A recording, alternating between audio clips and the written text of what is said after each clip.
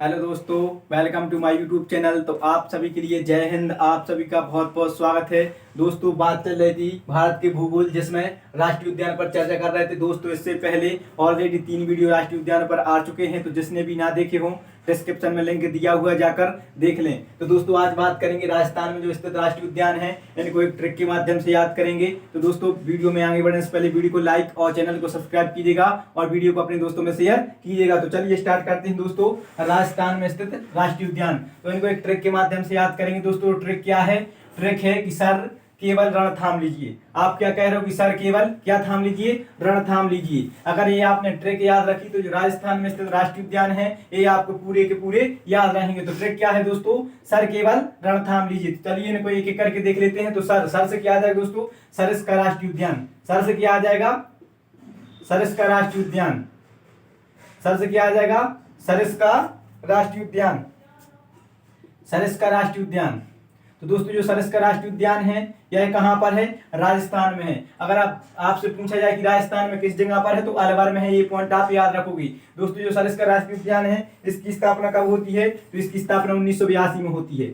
इसकी स्थापना कब होती है दोस्तों? 1982 में होती है। जो सरिस्का राष्ट्रीय उद्यान है यह प्रोजेक्ट टाइगर के अंतर्गत सम्मिलित है। तो ये आपको याद रखना है कि जो सरिस्का राष्ट्रीय उद्यान है कहां पर है? राजस्थान में है। और दूसरी बात, अगर आपसे पूछा जाए कि राजस्थान की किस जगह पर है, तो अलवर जगह पर है। ठीक है। इसके बाद में केवल, तो केवल से क्या आ जाएगा दोस्तों? केवलादेव राष्ट्रीय उद्यान। केवल से क्या आ जाएगा? केवलादेव राष्ट्रीय उद्यान, जिसको घाना पक्षी विहार के नाम से भी जाना जाता है।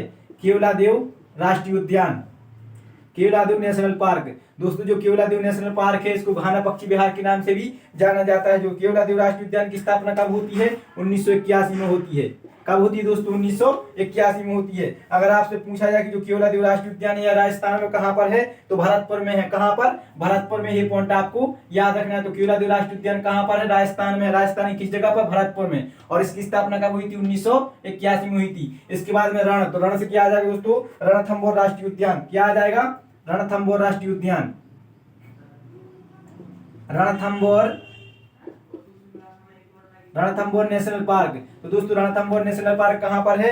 राजस्थान में है। और अगर आपसे पूछा जाए कि कहां पर, तो सवाई जोधपुर में। कहां पर? सवाई जोधपुर, राजस्थान में। और बात की जाए दोस्तों की जो रणथंभौर राष्ट्रीय उद्यान इसकी स्थापना कब हुई थी? तो 1980 में हुई थी। स्थापना कब हुई थी? 1980 में हुई थी। तो ये पॉइंट आपको याद रखना है कि जो रणथंभौर राष्ट्रीय उद्यान है यह टाइगर रिजर्व के अंतर्गत सम्मिलित है और इसकी स्थापना 1980 में हुई थी। और बात पूछी जाए कि ये राजस्थान में कहां पर है, तो कहां पर है? सवाई माधोपुर, राजस्थान में है। ये पॉइंट आपको याद रखना है। इसके बाद में था से क्या आ जाएगा दोस्तों? थार राष्ट्रीय उद्यान। क्या आ जाएगा?